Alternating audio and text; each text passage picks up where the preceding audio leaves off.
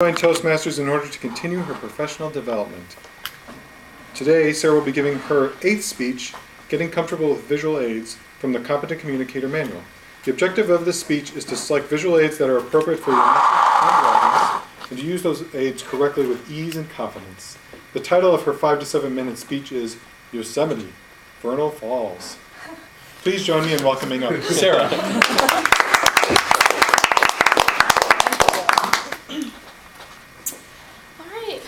Welcome, Toastmasters and very welcomed guests. Today I'm going to be talking about a trip that I recently took to Yosemite. I have never been there before, and I am a Southern California resident, so it was a little late in the game for me to go up and check out some of these sites, but I went and I was very inspired and I had such an amazing time. And I thought, what better way to use visual aids than show some pictures I took along the way. And specifically, one of the hikes that I did, which was Vernal Falls, which was very strenuous but very rewarding. I took this picture at Glacier Point, which my first day to Yosemite, we drove all the way up, and it's like a great way to get a layout of the whole park and see all that has to offer. Funny enough, Vernal Falls is not in this picture.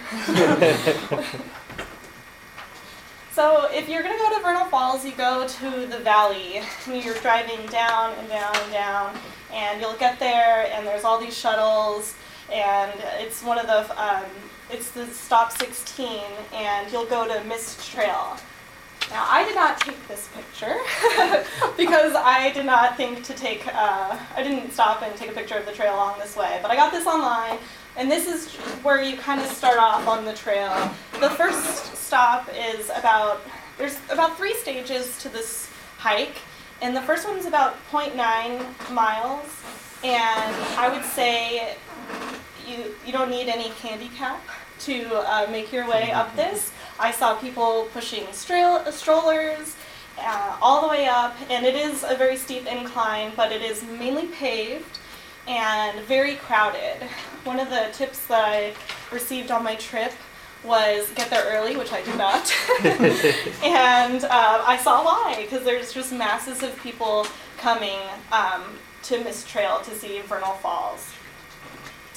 Now, once you go 0.9 miles along that trail, you'll get to a little bridge, and at the bridge you get to finally see Vernal Falls. And I think this is a stopping point for people who might not be as athletic or don't have enough time in the day. And if you do, it is worthwhile getting up here and seeing it, because the bridge is over all these rocks in the water, and it is a spectacular view. You can't really get the full picture of it in this image, but this photo I did take. And so you get here and you're like, okay, I'm here, how do I get there? Well, the next step, you keep going uphill, uphill, uphill, and you get to these stairs. And these stairs are pretty challenging. They're uneven, different heights, different widths. It's a lot of glutes. So I was very excited going up there with my workout. But you get closer and closer, and you start to feel the mist that Mist Trail offers. And you think, oh, I'm almost there, I can keep going. And then you keep going up and up and up the stairs. And the higher you go, there's little cutouts that you can stop and take really good pictures. There's also some warning signs that I thought were kind of scary that I saw afterwards. One said, 200 hikers ended their hike this way, and they're on like a stretcher. And also, funny enough, at the top there was a sign that recommended the proper shoes to wear, which I thought was funny that at the top they're like, hey, you should be wearing this. So I took this picture, and then, there I am.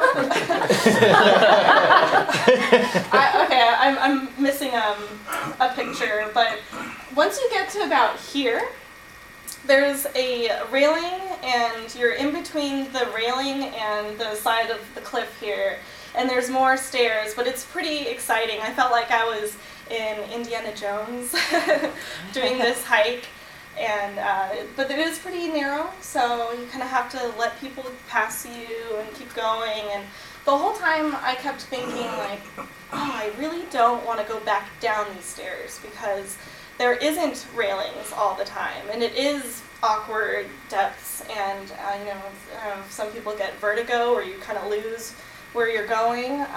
So the lady that I had stayed at my Airbnb with had told me if you keep going, you can loop around and connect to a switchback. And it's longer, but you don't have to go down the stairs, because it's one thing going up the stairs and not having a railing and passing people, but you're coming down and you're dodging people who are taking pictures and are all distracted. It's kind of scary. And by then, your legs are pretty tired. So you go up, and then you made it to the top, and there's this nice railing, and you can take a picture like I did. You feel great. I felt very accomplished, but this is only halfway. You have to go all the way back down. You were going uphill forever, and you're like, oh, but I would recommend packing a lot of water, which I did not. I had one water bottle. And that's another thing that they show you along the way, recommended liters, but there's a water fountain at the first stage. And so you made it this way, and it's you got all your pictures. There's the top of the waterfall. And now it's time to get moving. So if you keep going along this railing, funny enough, you just keep going uphill. You think, how can I possibly keep going uphill when I want to get back down? Well, don't worry, you're not going the wrong way. If you keep going uphill, you actually get to see Nevada Falls, which is another Yosemite waterfall. And you can also hike up there, or you connect to the John Muir Trail, which is a lot of weaving. There's a lot of rocks that you have to watch your foot placement, which is why they recommend shoes with high ankle protection, which I did not have. Which I was very lucky that I didn't roll my ankle because I had a wedding to go to and some heels after. But you get these great sights, and once you keep going on this trail and you're going downhill, you connect back to where you started, and it's about 6 miles all around. And you did it, and you have this great sense of accomplishment, and you saw amazing sights. And that is Vernal Falls.